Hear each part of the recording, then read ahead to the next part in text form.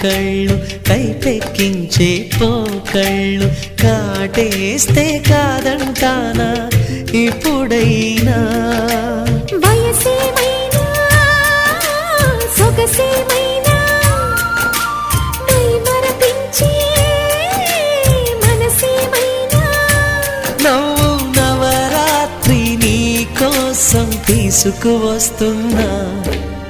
మైనా ఏమైనావే మన్మథ మాసం అయినా ఎంతైనా ఇది మెత్తని మోసం